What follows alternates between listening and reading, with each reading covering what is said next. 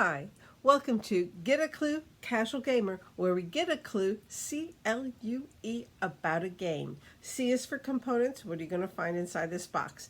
L is for length of play. How long does this game take to play? U is for uniqueness. Does this remind me of any other kind of game? And E is for ease. How easy is it to learn, teach, play? How easy is it to find? How easy is it on your pocketbook?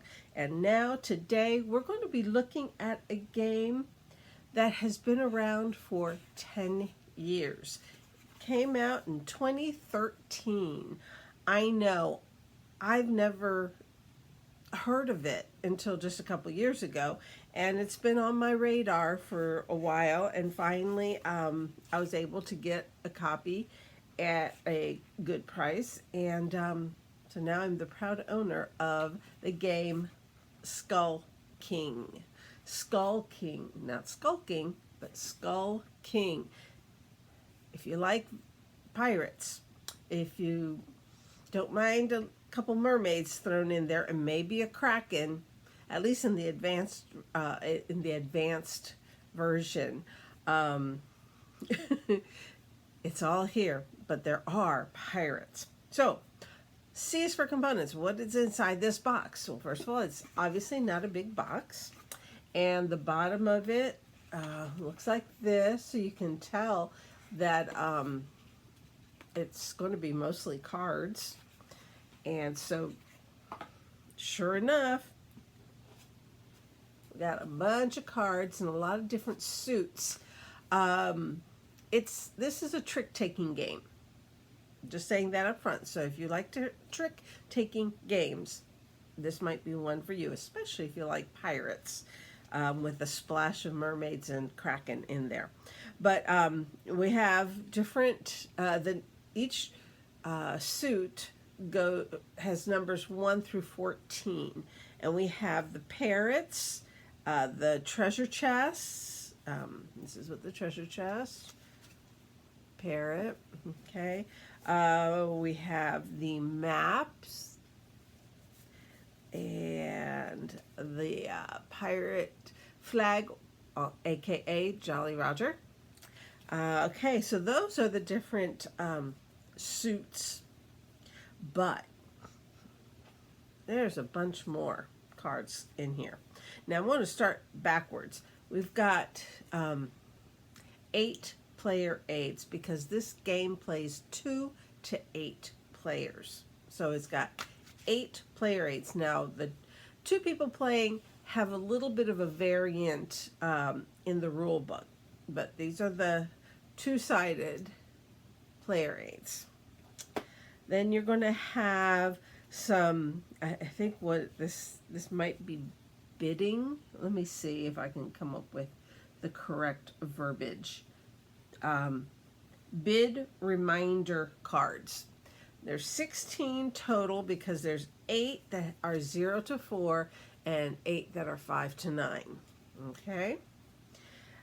So you have those. And then you have a few blank cards. Now my box only has 3. The components list says there should be 4, but these are just specifically for if you lose a card and have to replace it with something. So I think I'm just going to survive with just the 3.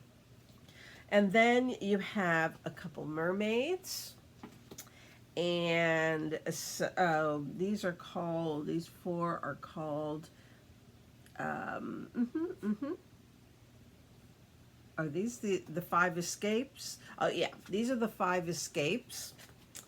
And then you have the tigress, and 5 pirates, and the Skull King. Also, card-wise, you're going to have the advanced rules player cards. So there's 8 of these, double-sided. And then there's a kraken, a white whale, and 2 treasure cards. And those are just in the advanced rules. So that's the expansion that is in the box already.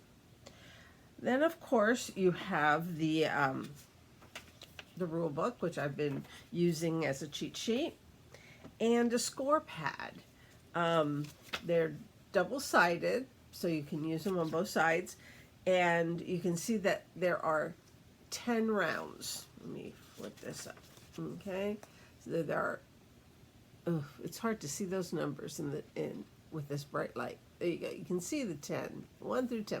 Okay, so you got a score pad, and I spent a lot of time on the cards because that's mainly what's in this box.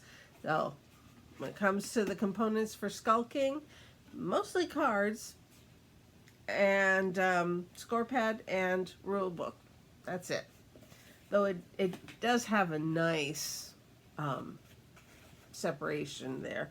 And they give you a how to play video website so you can see how it's played without having to read just go by the rule book. Okay, L, length of play. Manufacturer says 30 to 45 minutes. And since there's 10 rounds, I also think, depending on if it's 2, 3 on the low end to 8 on the high end of player count, I think that would lengthen the game dependent on the number of people. So let's go with 30 to 45 minutes. It's not meant to be a heavy, long game. In fact, when we get to ease or maybe uniqueness, I might talk a little bit of the basic concept of the game. So length, 30 to 45 minutes. U for uniqueness. Does this game remind me of any other game? Well, it's a trick-taking game. And there's lots of trick-taking games and lots of trick-taking games that are not just hobbyist games. There are some hobbyist games that are trick-taking.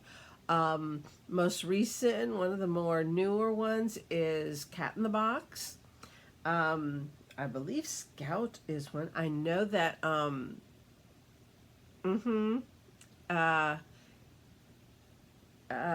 had 2 other games, a 2-player game and then the cooperative trick-taking game that, oh my gosh, and I didn't write them down. It drives me crazy when I do stuff like that. Of course, in the non-hobby world, you have 8,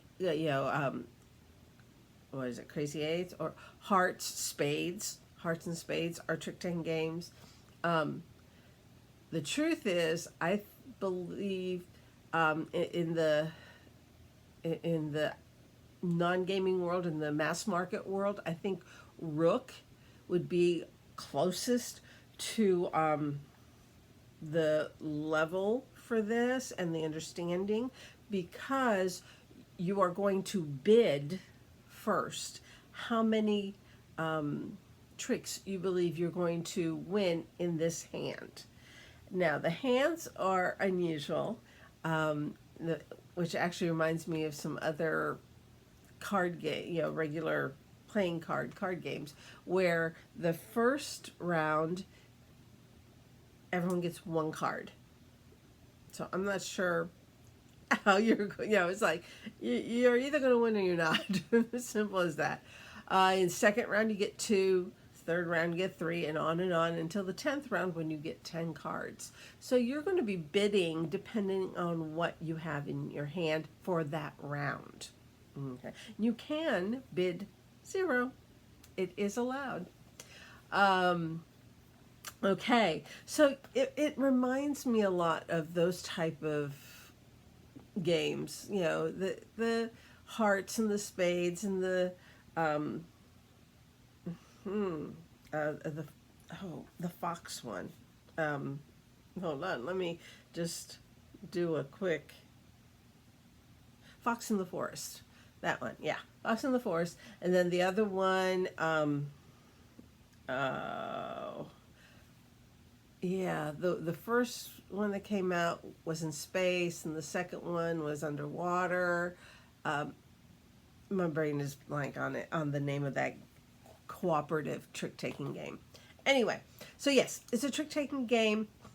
Unique-wise, it's trick-taking, but it also has that pre-bidding done at the beginning.